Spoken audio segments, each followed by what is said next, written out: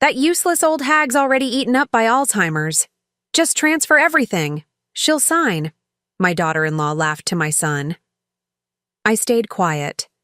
The words cut through me like shards of ice as I sat frozen in my bedroom upstairs. I had been looking for my reading glasses when I heard Jessica's voice drifting up through the heating vent. At 72, my hearing wasn't what it used to be, but those words came through crystal clear. "Mom's getting worse every day," my son David's voice responded, and my heart shattered a little more. Yesterday, she couldn't remember where she put her purse. Last week, she called me by Dad's name twice.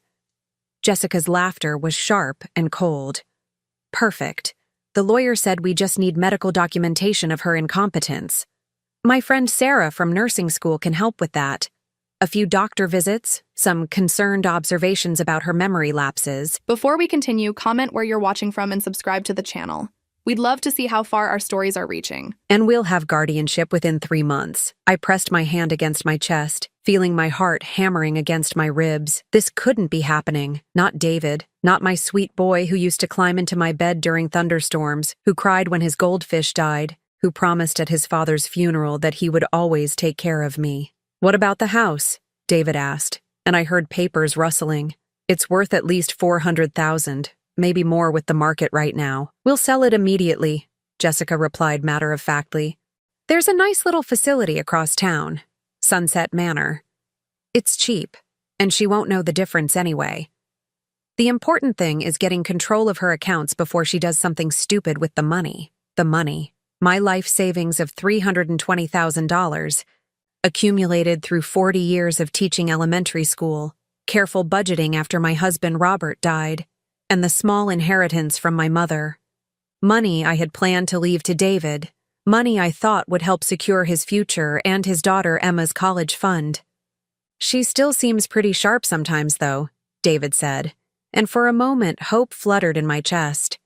Yesterday she was helping Emma with her math homework, explaining fractions better than I could. "That's just muscle memory," Jessica dismissed. "Teachers never really lose that instinct, but you've seen how confused she gets about simple things. She put the milk in the cupboard last week. She's definitely declining." I remembered that day. I had put the milk away quickly because Emma had knocked over her juice box, and I was rushing to clean it up before it stained the carpet. Such a simple explanation, but in their narrative, it became evidence of my failing mind. "The timing is perfect," Jessica continued. "Emma will be off at summer camp next week, so she won't be around asking questions. We can have the first doctor's appointment scheduled, maybe even get her to sign some preliminary papers." My hands were shaking now. Summer camp. They had planned this around Emma's absence because my granddaughter loved me, trusted me, would question what was happening to her grandmother. 8-year-old Emma was the light of my life, the only family member who still looked at me with pure love and respect. "I feel bad about this," David said quietly, and my heart leaped with desperate hope. "Don't," Jessica's voice was firm. "David, your mother is 72 years old. She's had a good life. We have Emma to think about, our future to secure. Your teaching salary barely covers our mortgage as it is, and with my student loans, we need this money." I know. It's just—" David trailed off. "What? She raised you, so you owe her what? The chance to waste away in this big empty house, getting more confused every day? She'll be happier in a facility with people trained to deal with her condition. We're doing her a favor." The casual cruelty in her voice made me feel physically sick.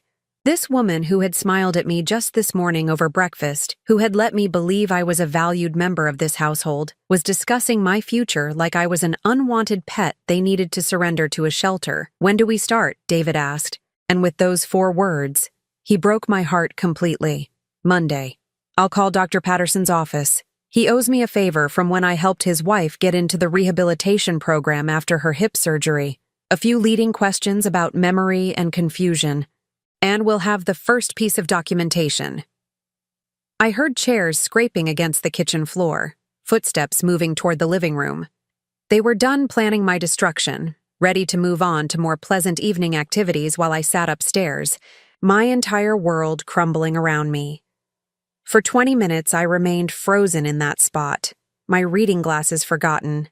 staring at the heating vent that had just delivered the most devastating news of my life. David and Jessica were going to steal everything from me. My home, my independence, my dignity, my money. They were going to lock me away in some cheap facility while they spent my life savings on their dreams. The worst part wasn't the money, or even losing my home. It was the betrayal. David was my only child, born when I was 35 after years of trying. Robert and I had poured everything into raising him, giving him every opportunity, loving him unconditionally. When Robert died 5 years ago, David had held my hand at the funeral and promised I would never be alone. Now he was actively planning to abandon me, to steal from me, to erase me from my own life. I thought about all the signs I had missed or dismissed. The way Jessica had started questioning my decisions, suggesting I was becoming forgetful. The way David had begun treating me like I was fragile, speaking to me in that slow, patient tone people use with children or confused elderly people. The way they had gradually taken over household decisions, claiming they were just trying to help. They had been preparing for this for months, maybe longer. Every small mistake, every moment of normal human confusion, had been cataloged and weaponized against me. They weren't planning to steal from a stranger. They were planning to steal from the woman who had loved and sacrificed for David his entire life. As I finally stood up on trembling legs, I made a decision that surprised even me. I wasn't going to fight them. I wasn't going to confront them or beg them to reconsider or try to prove my competence. I was going to let them think they had won, let them believe their cruel plan was working perfectly. Because sometimes the best way to win a game is to let your opponents think they're already victorious. And Jessica and David had no idea who they were really playing against. I had been a teacher for 40 years. I had handled hundreds of difficult children, manipulative parents, and challenging situations. I had learned patience, observation, and the power of silence. They thought they were dealing with a confused old woman. They had no idea they were playing with someone who had spent 4 decades mastering the art of strategy, who understood better than anyone that the most devastating lessons are taught quietly. The game had begun, and they had just made their opening move. Now it was my turn. The next morning arrived gray and cold, matching the heaviness in my chest. I sat at the kitchen table, mechanically stirring my coffee while David and Jessica moved around me with their usual morning routine. Everything looked exactly the same as yesterday, but now I saw it all through different eyes. "Good morning, Lillian," Jessica said sweetly, kissing my cheek as she reached for her travel mug. "How did you sleep?" "Fine, dear," I replied, forcing a smile. The endearment felt like poison on her lips now that I knew what she really thought of me. David barely looked up from his phone as he grabbed his lunch from the refrigerator. "I might be late tonight, Mom. Parent-teacher conferences?" I nodded, watching him. My son looked tired, older than his 41 years. When had those lines appeared around his eyes? When had he started avoiding my gaze during casual conversation? The signs had been there, but I had chosen to see love and concern instead of guilt and calculation. After they left for work, the house fell into its familiar silence. For 37 years, this had been my sanctuary. Robert and I had saved every penny to buy this modest 3-bedroom home when David was just a baby. We had painted every wall, planted every flower in the garden, created every memory within these walls. Now it felt like a prison where I was serving a sentence I didn't deserve. I found myself wandering from room to room, seeing everything differently. The family photos on the mantel that I had arranged with such care now seemed like evidence of a life that was about to be erased. My books, my furniture, my small treasures collected over decades of living. All of it would be swept away when they put me in Sunset Manor. The phone rang around 10 o'clock. Jessica's voice was bright and professional when I answered. "Lillian, I've scheduled a doctor's appointment for you this afternoon. Just a routine checkup with Dr. Patterson. David thought it would be good for you to establish care with someone closer to home." My grip tightened on the receiver. Dr. Patterson. The doctor Jessica had mentioned owing her a favor. "I already have a doctor, dear. Dr. Williams is so far away, and at your age, it's better to have someone nearby for convenience." Her tone was patient but firm. "David will pick you up at 2 o'clock. The appointment is at 2:30. I wanted to refuse, to tell her I could make my own medical decisions, but I forced myself to stay in character. "Oh, all right, if you think it's best." "I do. And Lillian? Dr. Patterson might ask you some questions about your memory, how you've been feeling lately. Just answer honestly, okay?" Honestly. As if honesty had any place in this conversation. After hanging up, I sat in Robert's old chair, the one David kept suggesting we should donate to charity because it was taking up space. I closed my eyes and tried to remember the man I had married, the father David used to be. Robert would have been horrified by what our son was planning. He had worked double shifts at the factory to pay for David's college, had been so proud when David became a teacher like me. "We raised a good man," Robert had whispered to me the night before he died. "David will take care of you." The memory made my chest ache. Robert had been wrong, but he had died believing in the son we thought we knew. I spent the rest of the morning thinking about the past few months, re-examining every interaction through this new lens of knowledge. Jessica's helpful suggestions about simplifying my daily routine. David's increased attention to my minor forgetfulness. The way they had started speaking about me in the third person when they thought I wasn't listening. "Mom seems more confused lately," David had said to Jessica just last week while I was in the garden. "Maybe we should think about making some changes." Changes. Such a gentle word for the complete destruction of my life. At 2:00 exactly, David pulled into the driveway. I was ready, wearing my best cardigan and carrying my purse. I had to look the part of a grandmother being cared for by her loving family. "You look nice, Mom," David said as I settled into the passenger seat. For just a moment, his voice held genuine warmth, and I remembered the little boy who used to tell me I was the most beautiful mother in the world. "Thank you, sweetheart." The endearment slipped out automatically, and I saw him wince slightly. Did he feel guilt? Or was he just annoyed that his elderly burden was being affectionate? Dr. Patterson's office was in a new medical building across town. The waiting room was full of elderly patients, and I wondered how many of them were here because their families had concerns about their mental competence. "Mrs. Morrison?" A nurse called my name after 20 minutes of waiting. David started to get up to accompany me, but I shook my head. "I can manage, dear." Dr. Patterson was younger than I expected, maybe David's age, with kind eyes but a slightly distracted manner. He shook my hand and gestured for me to sit in the chair across from his desk. "Mrs. Morrison, your daughter-in-law Jessica tells me you've been having some memory concerns lately." I folded my hands in my lap. "I don't think so, doctor. I feel fine." "That's good to hear." He was writing notes as he spoke, not really looking at me. But sometimes family members notice things before we do ourselves. "Has anyone mentioned that you seem forgetful or confused about things?" The leading questions Jessica had mentioned. I could see how this was supposed to work. Any denial on my part would be noted as lack of insight into her condition. Any admission would be evidence of cognitive decline.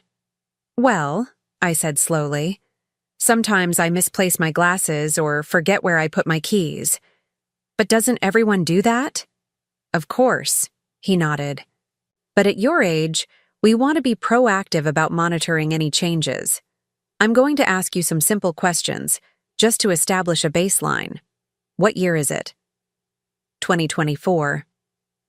"And who is the president?" I answered his questions. The date, my address, simple math problems. They were insulting in their simplicity, designed to make me feel like a child being tested, but I answered each one clearly and correctly. "Very good," he said, making more notes. "Now, Jessica mentioned you put some groceries away in unusual places recently.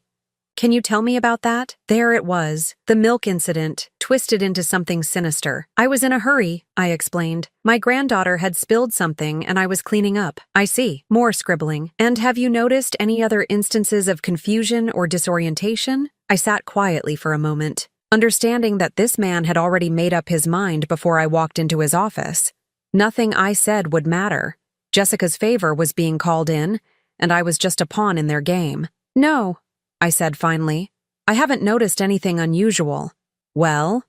Everything seems fine today, he said, closing my file. But I'd like to see you again in a month just to check in. At your age, it's important to monitor these things closely. When I emerged from his office, David was waiting anxiously. How did it go? Fine, I said. He seems very thorough.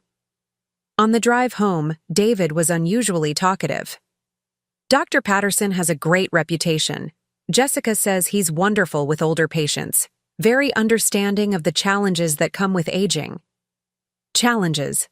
Another euphemism for the decline they were so eager to document. That evening at dinner, Jessica asked about the appointment with elaborate concern. What did you think of Dr. Patterson, Lillian? Did he explain everything clearly? He was very nice, I replied, cutting my chicken into small pieces. They were both watching me eat.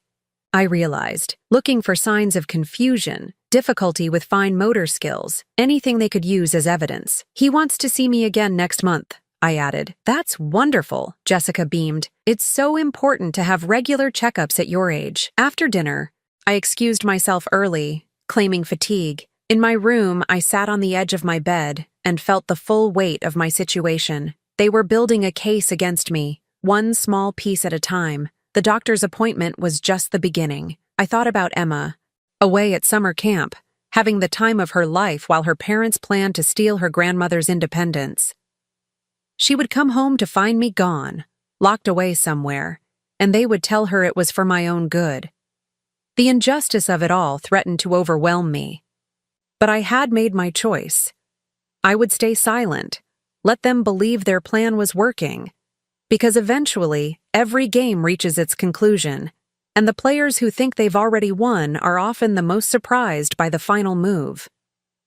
3 days after the doctor's appointment, I was watering my tomato plants in the backyard when I heard Jessica's voice through the open kitchen window. She was on the phone, and something in her tone made me freeze behind the garden shed. No, Sarah. She answered all the questions correctly, Jessica was saying. Patterson said she seemed completely lucid during the appointment. My hands trembled as I set down the watering can. Sarah, the nursing friend Jessica had mentioned. I know, Jessica continued. But we expected this. That's why we need the second phase. Can you get me those samples? Samples? My blood went cold. Perfect. Just a small amount mixed into her evening tea should do it. Nothing dangerous. Just enough to make her groggy and confused for a few hours. If David witnesses a few episodes like that, he'll be more convinced we're doing the right thing. I pressed my back against the shed wall, my heart hammering so hard I was afraid she might hear it through the window.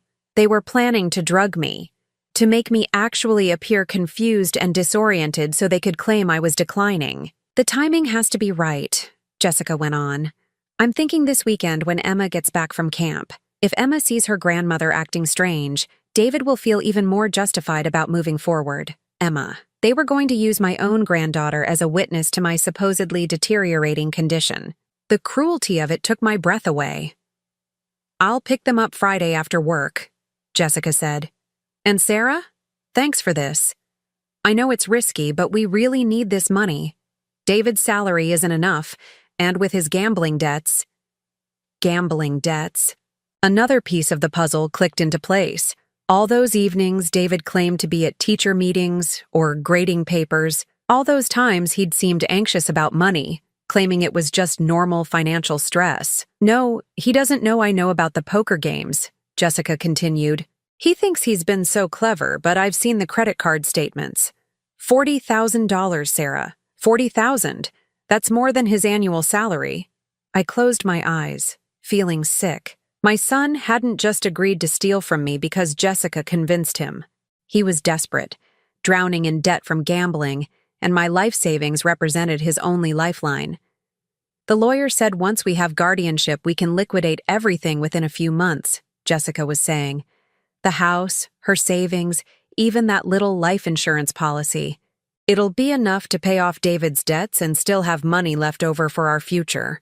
Life insurance policy. Robert's life insurance that was supposed to provide for me in my final years, that I had been carefully managing to ensure I would never be a burden to anyone. I have to go, Jessica said. David will be home soon, and I need to start dinner.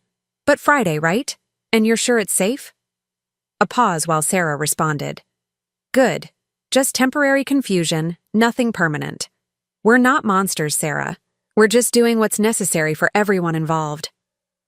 I heard the phone being set down, then Jessica's footsteps moving toward the living room. I remained frozen behind the shed for several more minutes, trying to process what I had just learned. They were going to drug me. This weekend, when Emma returned from summer camp, they were going to slip something into my tea to make me appear confused and disoriented in front of my granddaughter. Emma would see her beloved grandmother acting strangely, and David would use that as justification for taking away my freedom. And David wasn't just greedy. He was desperate. $40,000 in gambling debt. No wonder he had looked so stressed lately, so tired and worn down. He had been living a double life, and now his lies were catching up with him. I thought about all the times over the past year when David had borrowed small amounts of money from me. $20 here, $50 there, always with a reasonable explanation. Gas for his car, a gift for Emma, unexpected expenses. I had given him the money gladly, happy to help my son when he needed it. Now I realized those small loans had probably gone straight to his poker games, and when the small amounts weren't enough anymore, he and Jessica had decided to take everything. I made my way back into the house on unsteady legs. Jessica was in the kitchen, humming while she prepared dinner, looking for all the world like a devoted daughter-in-law caring for her husband's mother. "There you are, Lillian," she said brightly. "I was wondering where you'd gotten to. How are your tomatoes coming along?" "They're doing well," I managed to say. "Should be ready to harvest soon." "Wonderful. We'll have fresh tomatoes for Emma when she gets back on Friday. She'll be so excited to see you." Friday. The day Jessica planned to begin drugging me. "I can't wait to see her," I said and meant it. Emma's return had been the bright spot I was looking forward to all week. Now it had been twisted into another weapon to use against me. That evening at dinner, I watched David carefully. The signs of stress were obvious now that I knew what to look for. The way he pushed his food around on his plate, barely eating. The dark circles under his eyes. The way his hands shook slightly when he reached for his water glass. My son was in trouble, deep trouble, and instead of coming to me for help, he had decided to destroy me. "David, you seem tired lately," I said gently. "Is everything all right at work?" He looked up, startled, as if he'd forgotten I was there. "Oh, yeah, Mom. Just the usual end-of-school-year stress. Lots of paperwork, final grades to submit. Maybe you should take a vacation this summer," I suggested. "You and Jessica could take Emma somewhere nice." "That would be great," he said, glancing at his wife. "But we can't really afford a vacation right now." The lie came so easily to him. How many other lies had he told me over the past months? How long had he been planning this betrayal? "Well," I said, "when I'm gone someday, you'll have enough money to take Emma on wonderful trips.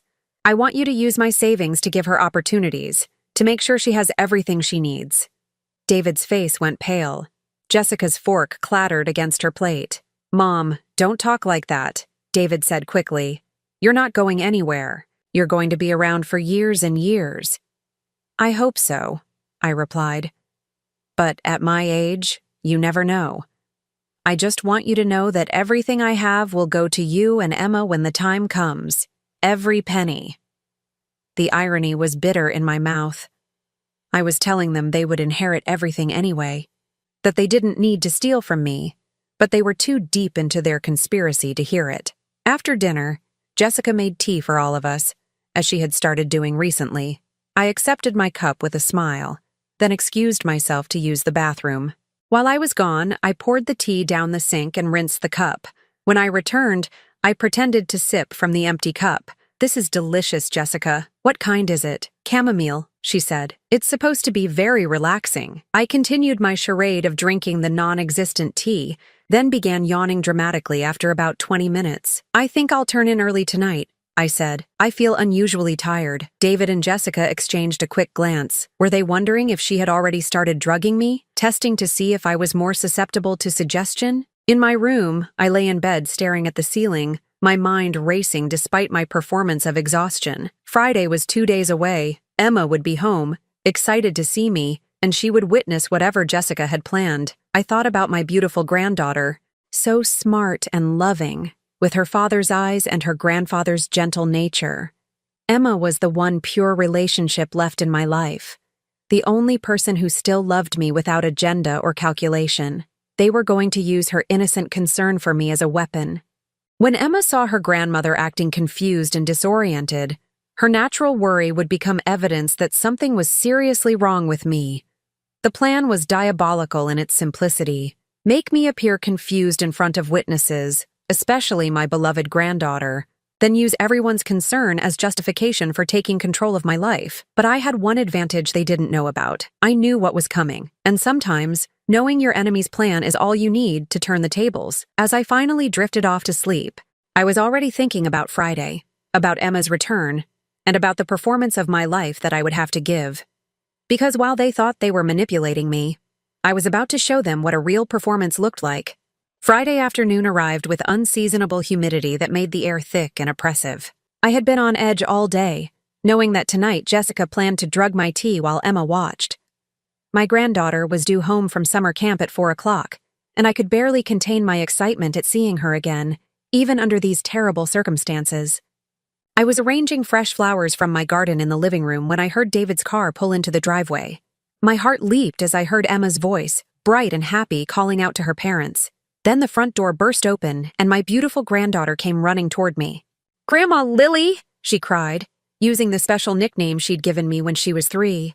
Her arms wrapped around my waist in the fierce hug that only an 8-year-old can give. "Oh, my sweetheart," I whispered, holding her close and breathing in the smell of sunshine and adventure in her hair. "I missed you so much." "I missed you too," she said, pulling back to look at me with those serious brown eyes that reminded me so much of Robert. "I have so many things to tell you. We went canoeing and I caught a fish and we made s'mores every night and—" "Emma, let Grandma breathe," David said, but he was smiling as he carried in her camp duffel bag. For a moment, he looked like the loving father I remembered, and my heart ached for the man he used to be. "I want to hear everything," I told Emma. "But first, let me look at you.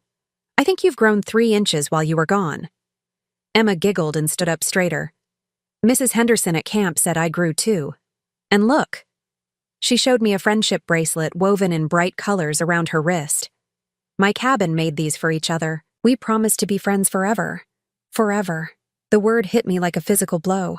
How much time did I have left with Emma before they took me away? How many more afternoons would we spend together in my garden, or reading stories on the porch swing, or baking cookies in my kitchen? "It's beautiful, sweetheart," I managed to say. Jessica appeared in the doorway, her smile bright and false. "Emma, why don't you go wash up and unpack your things? Grandma Lily has been tired lately, so we don't want to overwhelm her," already setting the stage, already planting the seed that something was wrong with me. "I'm fine, Jessica," I said firmly. "I want to hear about Emma's adventures." Emma looked between her mother and me, sensing an undercurrent she couldn't quite understand. "Grandma, are you sick?" The direct question from my granddaughter's innocent lips made my chest tight. "No, sweetheart. I'm perfectly fine. Just getting a little older, that's all." "Mom worries too much," Emma said matter-of-factly. "She worries about everything. That's what Dad says."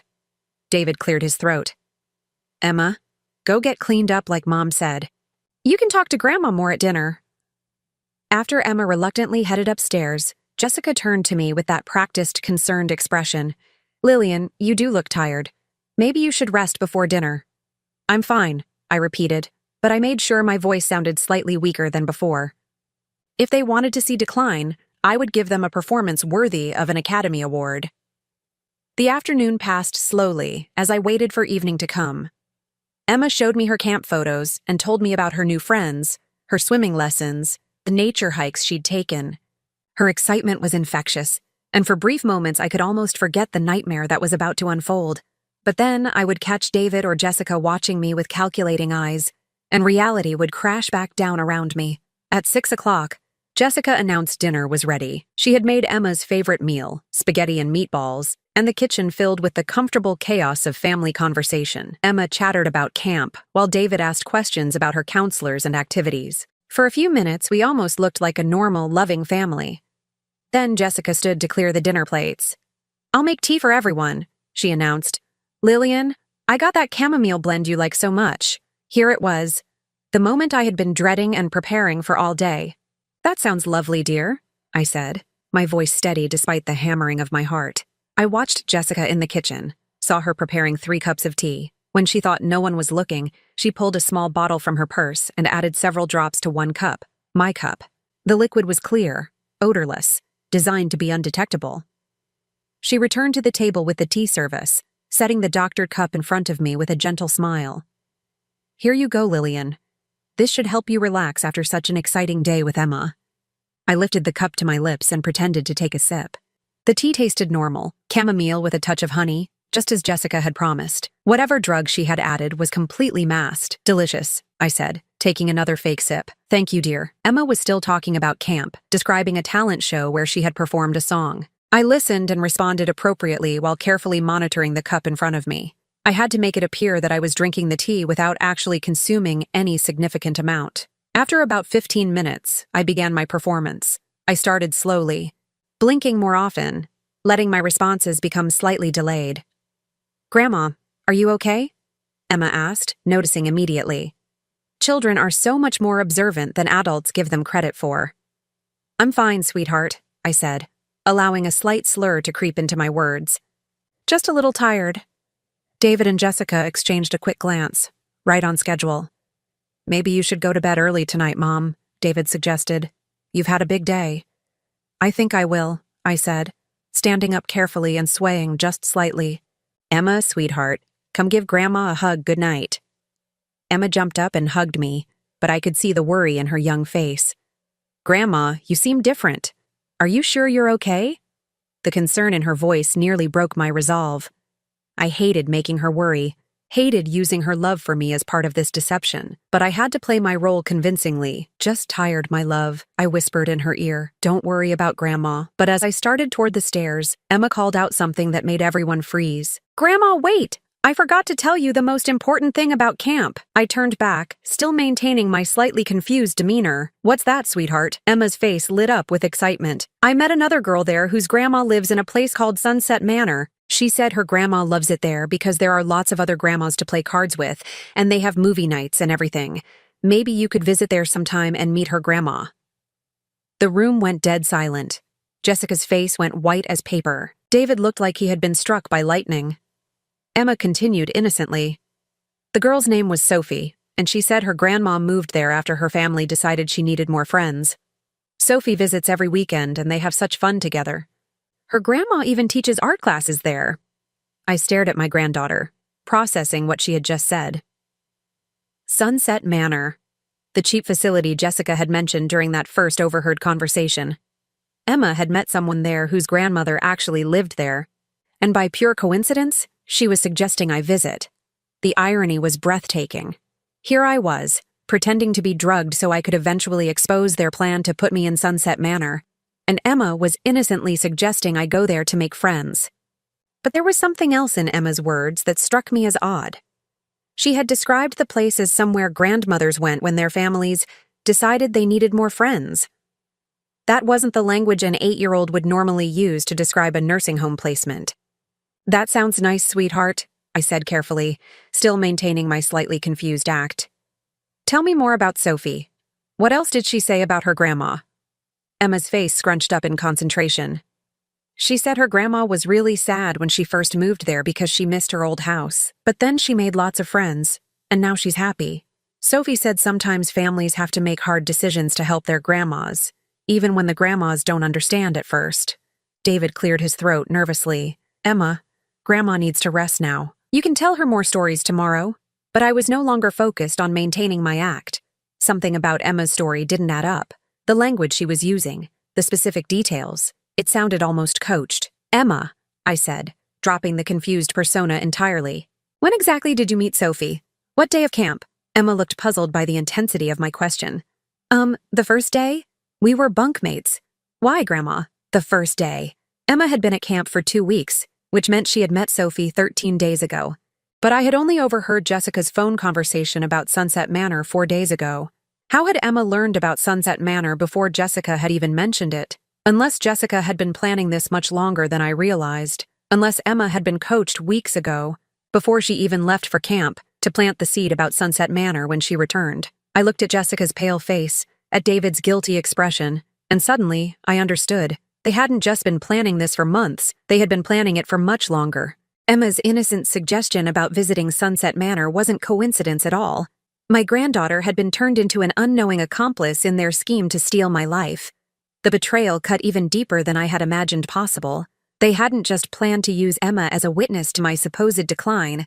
They had groomed her to be an active participant in convincing me to accept my fate. "That's very interesting, Emma," I said quietly, my voice now completely clear and steady. "Very interesting indeed." The silence in the dining room stretched on for what felt like an eternity. Emma looked around at the three adults, confusion growing on her young face as she sensed the tension she couldn't understand. "Did I say something wrong?" she asked in a small voice. "Of course not, sweetheart," I said, forcing my voice to remain gentle despite the rage building inside me. "You didn't do anything wrong at all." But David and Jessica continued to stare at each other with barely concealed panic. They had just realized their carefully orchestrated plan had a fatal flaw. They had coached Emma too well, too far in advance, and now their manipulation was exposed. "Emma," Jessica said, her voice artificially bright, "why don't you go get ready for bed? It's been a long day." "But I'm not tired," Emma protested, "and I want to talk to Grandma more. She seems better now." "You're not confused anymore, are you, Grandma?" Out of the mouths of babes. My 8-year-old granddaughter had noticed what the adults were pretending not to see, that my supposed confusion had vanished the moment I dropped the act. "No, sweetheart," I said. "I'm not confused at all. In fact, I'm seeing things more clearly than I have in a very long time." David stood up abruptly. "Emma, listen to your mother. Go upstairs now." The sharpness in his voice made Emma's eyes fill with tears. She wasn't used to her father speaking to her harshly, and the change frightened her. "Daddy, why are you mad at me?" My heart broke watching my granddaughter's distress. These people were willing to traumatize their own child to carry out their scheme. "I'm not mad at you, baby," David said, his voice softening as he saw Emma's tears. "I'm just tired. We all are. Please go get ready for bed and I'll come read you a story in a little while." Emma nodded reluctantly and came over to hug me goodnight. As her small arms wrapped around my neck, she whispered in my ear, "Grandma, are you really okay? You seem sad." "I'm fine, my love," I whispered back. "Sometimes grown-ups have to have difficult conversations, but none of this is your fault. Remember that, okay?" She nodded solemnly and headed upstairs, looking back over her shoulder with worried eyes. The moment we heard her bedroom door close, Jessica turned on me with fury blazing in her eyes. "What kind of game do you think you're playing?" she hissed. "Game?" I repeated calmly. "I'm not playing any games, Jessica, unlike some people in this room." David slumped back into his chair, his head in his hands. "Oh God, she knows." "Of course I know," I said, my voice steady despite the emotional storm raging inside me. "Did you really think you could plot against me in my own house and I wouldn't find out?" Jessica's face had gone from white to red with anger. "You have no idea what we've been through, what we've had to deal with. David has been under enormous pressure. $40,000 in gambling debts," I said quietly. "Yes, I know about that too." David's head snapped up, his eyes wide with shock. "How did you?" "The same way I know about your plan to drug me tonight. The same way I know about Dr. Patterson and his favor to Jessica. The same way I know you've already picked out Sunset Manor as my new home." Jessica stood up so quickly her chair fell backward. "You've been spying on us." "I've been living in my own house," I replied. "It's amazing what you can learn when people forget you're there, or when they assume you're too senile to understand what's happening around you." David looked like he was going to be sick. "Mom, I can explain." "Explain what, David? How you decided to steal my life savings to pay for your poker games. How you enlisted your wife to drug me so you could claim I'm incompetent. How you coached my own granddaughter to suggest I'd be happier locked away somewhere." "It's not like that," David said desperately. "We're not bad people, Mom. We needed help, and you have so much money just sitting there." "Just sitting there," I repeated. "That money I've been saving for 20 years in case I needed care in my old age. That money your father and I worked our entire lives to accumulate so I wouldn't be a burden on anyone." "You wouldn't be a burden," Jessica snapped. "You'd be taken care of. Sunset Manor is a perfectly good facility." "Have you been there, Jessica? Have you actually visited this perfectly good facility where you plan to dump me?" The silence that followed gave me my answer. "I didn't think so," I said. But I have. I went there yesterday while you two were at work. Would you like to know what I found? They both stared at me, fear replacing anger in their expressions. It's a warehouse for the unwanted elderly, I continued. 40 patients to one nurse during day shift. No activities, no stimulation. Just rows of wheelchairs parked in front of a television that nobody watches. The smell of urine and disinfectant so strong it burns your throat. David's face crumpled. Mom, we didn't know. You didn't want to know. It was easier to pick the cheapest place and tell yourselves I'd be taken care of, while you spent my money paying off David's debts and buying whatever else struck your fancy. Jessica crossed her arms defensively. We're not stealing anything. Once we have guardianship, we'll manage your assets responsibly. Responsibly? I stood up, my anger finally breaking free. You call drugging me responsibly? You call lying to doctors and coaching my granddaughter responsibly? We were trying to help you, Jessica shot back. You're 72 years old, living alone in this big house. Anything could happen to you. What if you fell? What if you got confused and left the stove on? We're trying to keep you safe. Safe, I repeated. Is that what you call it when you slip medication into someone's tea without their knowledge? Is that what you call it when you manipulate medical professionals to create false documentation? David finally looked up at me, and for a moment I saw a glimpse of the little boy he used to be. Mom, I'm sorry. I never wanted it to go this far. I owe some very dangerous people money, and they're not the kind of people who accept late payments. The confession hung in the air between us. Finally, the truth. David wasn't just greedy or cruel. He was desperate and terrified. Why didn't you come to me? I asked, my voice breaking slightly. Why didn't you just tell me you needed help? Do you really think I would have let you face that alone? David's eyes filled with tears. I was ashamed. I've been lying to everyone for so long. I didn't know how to stop. And Jessica said what? He glanced at his wife, who was glaring at him with murderous eyes. She said you'd never give us that kind of money willingly. She said old people are selfish with their money, that they'd rather die with it than help their families. I turned to look at Jessica, this woman who had been living in my house, eating my food, accepting my love and care for her family, while believing I was fundamentally selfish and uncaring. Is that really what you think of me, Jessica? She lifted her chin defiantly. I think you're a lonely old woman who uses money to control people. You paid for David's college so he'd feel obligated to take care of you. You give Emma expensive gifts, so she'll love you more than she loves us. Everything you do is about maintaining control. The cruelty of her words took my breath away. In her mind, every act of love, every generous gesture, every sacrifice I had made for this family was nothing more than manipulation. I see, I said quietly. And what about Emma? What role does she play in your version of events? Jessica's defiant expression faltered slightly. Emma doesn't understand. She's just a child you coached to suggest I visit Sunset Manor, a child you planned to use as a witness to my supposed mental decline, a child whose love for her grandmother you were willing to exploit. We never meant for Emma to get hurt, David said weakly, but you were willing to hurt her if it served your purpose. You were willing to let her watch her beloved grandmother deteriorate, to let her feel guilty for not being able to help me, to let her live with the trauma of losing me piece by piece. David broke down completely then, sobbing like the frightened child he had become. I'm sorry, Mom. I'm so sorry. I don't know how it got this far. I just needed the money so badly, and Jessica said this was the only way. I looked at my son, this broken man who had been my pride and joy, and felt my heart shatter completely. The David I had raised, the one who had cried when his goldfish died and promised to always take care of me, was still in there somewhere. But he was buried under years of lies, desperation, and his wife's toxic influence. There's something else you need to know, I said quietly. Tomorrow morning, I'm calling my lawyer. I'm changing my will.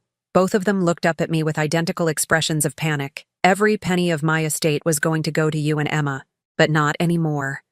You've shown me exactly what you think my love is worth. Mom, please, David started. I'm not finished, I said. I'm also going to the police. What you've done to me, the drugging, the fraud, the conspiracy, these are crimes. Serious crimes. Jessica jumped to her feet. You can't prove anything. I smiled for the first time all evening. Actually, I can. You see, I may be 72 years old, but I'm not as helpless as you assumed. For the past week, I've been recording every conversation in this house. The color drained from both their faces. Every phone call, every private conversation, Every detail of your plan has been captured, including tonight's little performance with the drugged tea. I pulled a small digital recorder from my pocket and set it on the table. This is just one of several I've placed around the house. I have more than enough evidence to send both of you to prison. The silence that followed was deafening. David and Jessica stared at the recorder as if it were a poisonous snake. So here's what's going to happen, I continued. Tomorrow morning, you're going to pack your things and leave my house. You have 1 week to find somewhere else to live. After that, if I see either of you on my property again, I'll have you arrested for trespassing. You can't throw us out, Jessica said desperately. We have nowhere to go. What about Emma? Emma will stay with me until you find appropriate housing. I won't let your poor choices affect her education or stability. She's our daughter, David said. You can't keep her from us. I'm not keeping her from you. I'm protecting her from the consequences of your actions. The same actions that could have landed you both in prison if I hadn't discovered your plan first. I stood up, suddenly feeling every one of my 72 years. I suggest you use this week to figure out how you're going to explain to Emma why her family is falling apart. But I want you both to understand something very clearly. My silence comes with conditions. Any attempt to manipulate Emma further, any attempt to turn her against me, any attempt to continue your schemes, and those recordings go straight to the police. Are we understood? David nodded miserably. Jessica remained defiant, but even she could see that her position was hopeless. Good, I said. Now I'm going to check on Emma and make sure she's not upset by all this shouting. Then I'm going to bed. I suggest you do the same. You have a lot of planning to do. As I walked toward the stairs, I heard David whisper to his wife, "How did this all go so wrong?" Jessica's response chilled me to the bone. It's not over yet. 6 weeks later, I stood in the courthouse hallway, adjusting my best navy dress and checking my watch. The guardianship hearing that David and Jessica had initiated was about to begin, despite everything that had happened between us. After I had kicked them out of my house, they had become desperate enough to proceed with their original plan, hoping against hope that they could still convince a judge I was incompetent. Emma sat beside me on the wooden bench, her small hand gripping mine tightly. She looked beautiful in her yellow sundress, but her eyes held a sadness that broke my heart. The past month and a half had been difficult for her, trying to understand why her parents had moved to a small apartment across town while she stayed with me. "Grandma Lily," she whispered, "are they really going to try to take you away from me?" I squeezed her hand gently. "They're going to try, sweetheart. But sometimes when people try to do the wrong thing, the truth has a way of coming out. The truth. It had already come out in so many ways. After David and Jessica left my house, I had discovered the full extent of their betrayal. Hidden credit card statements showed David's gambling debts were actually closer to $60,000, not the 40 Jessica had mentioned. They had been planning to use my money to pay off loan sharks who had been threatening David's safety. I had also learned that Jessica's nursing license had been suspended 2 years ago for stealing medications from patients. She had never told David, instead letting him believe she was still working while she spent her days researching ways to access elderly people's assets. But perhaps most heartbreaking of all, I had found a notebook in Jessica's handwriting, detailing a timeline for my decline. She had been planning this for over a year, documenting every normal moment of forgetfulness, every time I misplaced my keys or forgot a neighbor's name. In her twisted mind, she had already convinced herself that I was genuinely developing dementia. "Mrs. Morrison?" A court clerk appeared in the hallway. "Judge Harrison is ready to see you." We stood up together, Emma's hand still firmly in mine. As we walked toward the courtroom, I saw David and Jessica sitting at a table with their court-appointed attorney. David looked terrible, thin, pale, with dark circles under his eyes. Jessica, on the other hand, looked determined, almost triumphant. She truly believed she was going to win. They had no idea what was coming. Judge Harrison was a woman in her 60s, with kind eyes and silver hair pulled back in a neat bun. She reminded me of several of my former teaching colleagues, and I felt a sense of calm wash over me as I took my seat. "This is a petition for guardianship," Judge Harrison began, looking over the paperwork in front of her. The petitioners, David and Jessica Morrison, claim that the respondent, Lillian Morrison, is suffering from dementia and is no longer capable of managing her own affairs. She looked up at me directly. "Mrs. Morrison, do you understand why we're here today?" "Yes, Your Honor. My son and daughter-in-law believe I'm mentally incompetent and want to control my finances." David's attorney, a young man who looked barely out of law school, stood up. Your Honor, we have medical documentation from Dr. Patterson indicating that Mrs. Morrison has shown signs of confusion and memory loss. Judge Harrison nodded. I've reviewed Dr. Patterson's report. However, I noticed that this evaluation was conducted only once, and there are no follow-up assessments. Is there any other medical evidence? Well, no, Your Honor, but I see. Judge Harrison made a note. Mrs. Morrison, have you sought any independent medical evaluation? Yes, Your Honor. I reached into my purse and pulled out a thick manila folder. I have comprehensive evaluations from 3 different doctors, including a geriatric specialist and a neurologist, all conducted within the past month. The judge accepted the folder and began reading. I watched her eyebrows rise as she reviewed the detailed reports, all of which confirmed my complete mental competency. These are very thorough evaluations, she said after several minutes. Dr. Williams notes that your cognitive function is not only normal for your age, but actually above average. Dr. Chen states that you show no signs whatsoever of dementia or any other cognitive impairment. David's attorney looked confused. Your Honor, we weren't made aware of these evaluations because they weren't required to inform you, Judge Harrison interrupted. Mrs. Morrison has every right to seek her own medical opinions. She turned back to me. Mrs. Morrison, the original petition mentions concerns about your ability to manage your finances. Can you tell me about your current financial situation? This was the moment I had been waiting for. Certainly, Your Honor. I have $320,000 in savings and investment accounts, which I manage myself. I own my home outright, valued at approximately $400,000. I have no debt and pay all my bills on time. And how do you manage these accounts? I review my statements monthly, balance my checkbook, and meet with my financial advisor quarterly. I can provide documentation of all transactions if needed. Judge Harrison nodded approvingly. That's very responsible. Now, I have to ask, are you aware of your son's financial situation? I glanced at David, who was slumping lower in his chair. Yes, Your Honor. David has significant gambling debts that have put him in danger. I believe this petition is motivated by his desperation to access my savings to pay off those debts. Mrs. Morrison, Judge Harrison said gently, that's a serious accusation. Do you have evidence to support this claim? I do. I reached into my folder again and pulled out a small digital recorder. Your Honor, I have recordings of conversations between David and Jessica discussing their plan to obtain guardianship over me through fraudulent means. The courtroom went dead silent. David's attorney looked stunned. Jessica's face had gone white with shock. Judge Harrison studied the recorder. Mrs. Morrison, how did you obtain these recordings? They were made in my own home, Your Honor, with my own equipment. I began recording after I overheard them discussing their plan to drug me and manipulate medical evaluations to make me appear incompetent. Drug you? Judge Harrison's voice was sharp. Yes, Your Honor. Jessica, who has a suspended nursing license, planned to slip medication into my tea to make me appear confused during family gatherings. The plan was to use my granddaughter as a witness to my supposed decline. I saw Emma's eyes widen with understanding.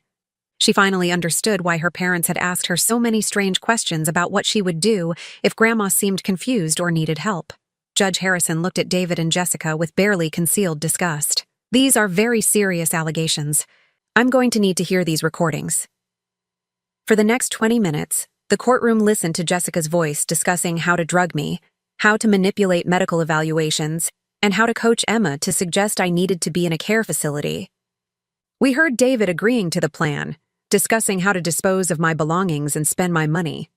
When the recordings finished, Judge Harrison removed her glasses and cleaned them slowly, giving herself time to process what she had heard.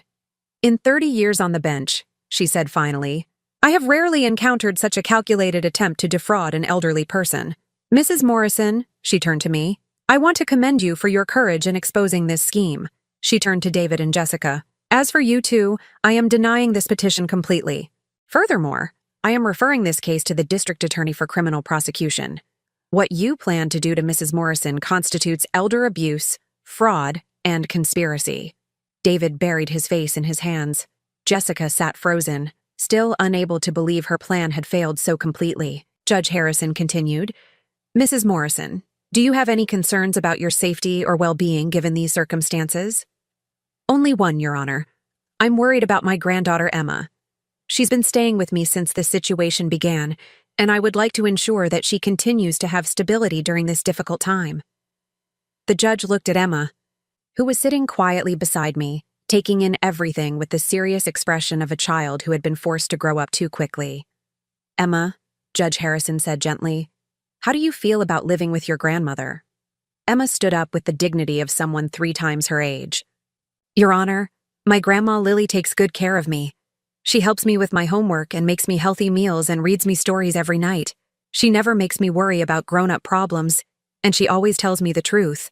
The simplicity and honesty of her words carried more weight than any expert testimony could have. "Very well," Judge Harrison said.